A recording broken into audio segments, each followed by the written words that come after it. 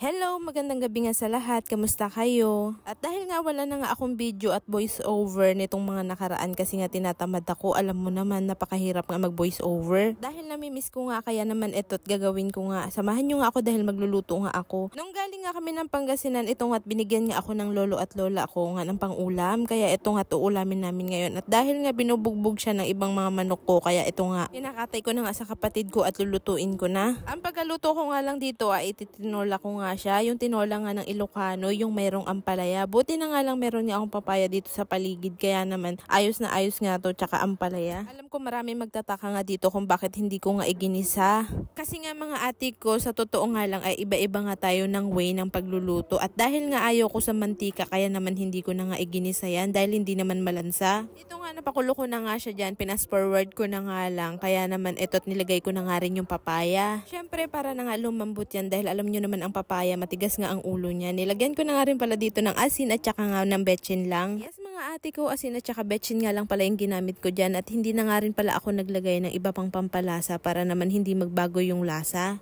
Hindi ko nga alam kung pare-pareho nga tayo ng panlasa, pero alam mo ba, para sa akin nga mas masarap nga kapag original yung flavor niya kasi talagang lalabas nga talaga yung tamis ng papaya at saka ng lasa ng manok. Pati nga kapag nagugulay nga ako, nagugustuhan nga ng mga bisita namin kasi nga asin at saka betchin nga lang yung nilalagay ko kasi nga walang artificial na lasa.